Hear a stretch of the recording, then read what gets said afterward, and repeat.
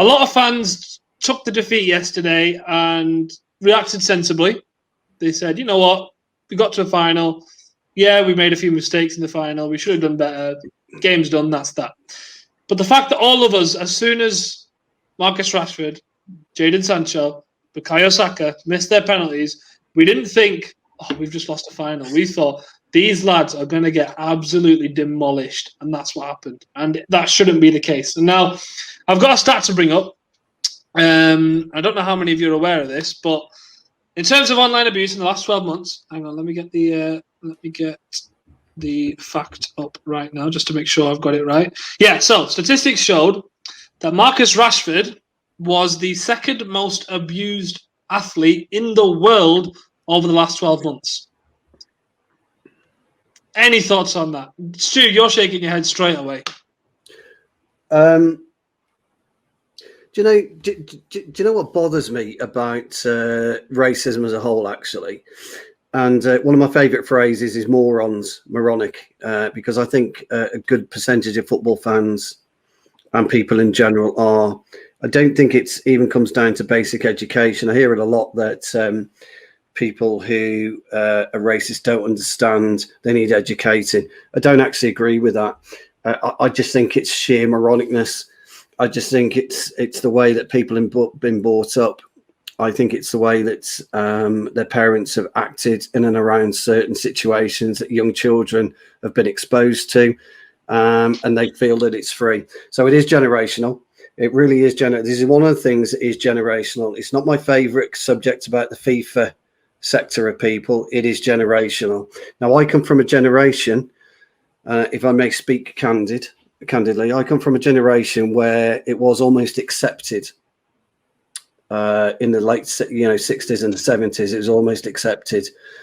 But here's the thing: the bottom line is that people are people, and when you talk to a person, you shouldn't be looking what colour skin they have when you're talking to them. You should be talking to them as a person, because that's what you are.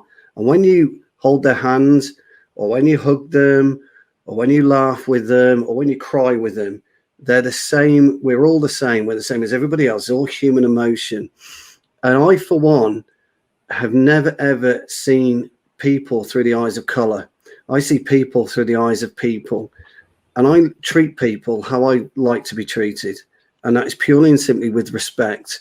I can't abide these idiots that hide behind a keyboard, hide behind a photograph, hide behind whatever, an emoji, and think it's okay to hurt somebody. Because I don't, one of the saddest things for me in life is when I see somebody cry. It really upsets me, it affects me, and it hurts me, because nobody should be that upset that they're brought to tears. And these lads, whoever they are, whatever their stature, wherever they come from, is an absolute irrelevance. It's an absolute irrelevance, because people are people, and it fucking grinds my gears when I have to talk about it, because why should we be talking about it? And why can't social media get hold of it? What is the problem with social media? What is it? Why are they scared? I can jump on that, Stu. Go right ahead. Because the one point I was going to say is accountability. The reason why you see it so much online is because there is no accountability. People are not being held accountable for what they say. And I can tell you the big reason why social media companies are not getting involved in this is because it's down to money, because the money they'll have to put behind data security, because everyone says about you've got to have proof of ID, or you've got to have some kind of identification for your social media account. Because social media companies won't spend the millions that will cost on data security to keep that. So that it's all down to money, which is so sad. And I think, like a lot of people yesterday, and this is so sad in the reflection of the society that we live in, that none of us were really surprised. And as soon as the game finished, like Karthik, you said at the start, it's like, we know what's coming now. And how is that even the case, that a game of football is finished and you know the abuse that these people are going to get. I can't get my head around it, because I feel like I've been brought up in the right way, and I've never even it doesn't even, like you said, Stu, you look at people as people. It doesn't even cross my mind. So the fact that after a game, in any situation, forget football for a minute, the fact that it even comes into people's minds in any walk of life is just, like you said, it's moronic, Stu, and there needs to be accountability, not just on social media, but in society as well, because otherwise you're never going to get rid of this. Like you said, you can educate people, but unless people are being held accountable, it's never going to change. Just quickly on that, because you're saying it's not going to change. It's not just football. I mean, Hammer's put in a comment here. I mean, I assume because he's put it in the comments that he's okay with me displaying this, and if not, I do apologise, Hammer. For reference on what he's dealt with, he grew up less than 30 minutes away from New York in post 9/11 and Jersey. Got profiled and called a terrorist his whole life. Doesn't faze me anymore, unfortunately. And he said in an earlier comment, he just laughs at racists and he feels bad for their ignorance towards the beauty of diversity. Now, while that's an okay attitude to have, I love that he's got that mental strength to say, you know what, yeah, you say that. That just says more about you. But surely more has to be done. Like, is Stu right in what he's saying, in that it's not education? Well, how do we tackle it then? Do we just give up on one generation and just go, right, okay, we're just going to gamble on this generation not being racist? Well, what is the answer here? Does anyone have that answer? I don't think it's. I think Stu's right. I don't think it's an educational thing. I think everyone's fucking clued up enough to know what's right and wrong.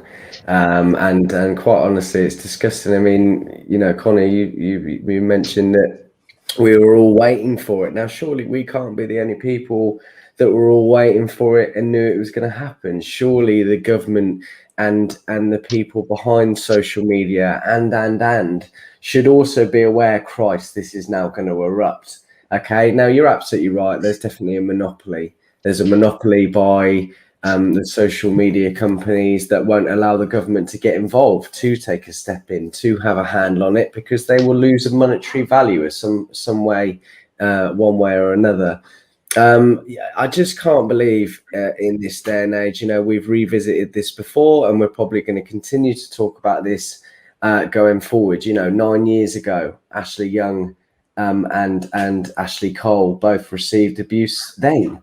And it was talked about then. It was the big news then, and it shouldn't be that way. It shouldn't be that way.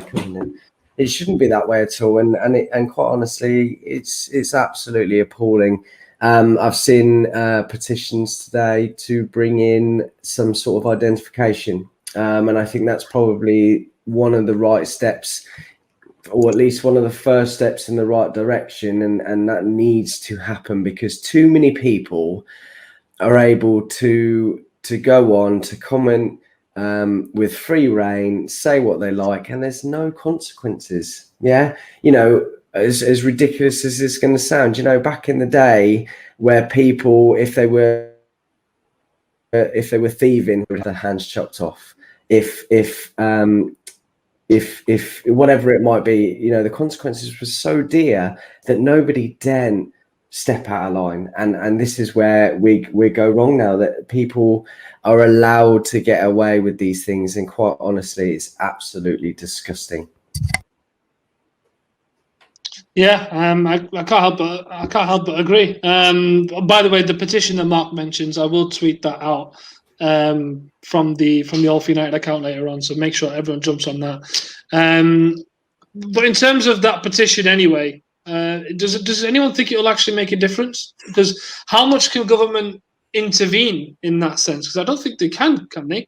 James, you're shaking your head there. I just it's not whether they can, I just don't think they will. This is a government, Boris Johnson's a famously racist, literally double figures in the amount of quotes he's made that have been offensive to different cultures. The Tory party in general, the biggest thing to happen in Britain in the last 10 years was Brexit, and that was sort of marketed as, effectively, you can get those pesky foreigners out of this country if you vote Brexit. That's what it was, wasn't it? That was the motive for people voting Brexit more than anything. So it's constitutional. I get that, and people will look to the government and think, well, they're doing it, so why can't I? This is the problem. We've got Priti Patel, who, you know, if she had it her way, we'd have 3 players in this England national team. You know, just it's painful. You know, until something happens at the top level, you can't expect anything to change. As sad as it is, I don't think anything will change for a good number of years at all. It's the irony of people like Priti Patel and Boris saying, "Oh well, it has no place in our country." Well, you brought it in there in the first place, or rather, you magnified it, and now you're out here pretending you're against it. I'm not about that. No, that's not for me.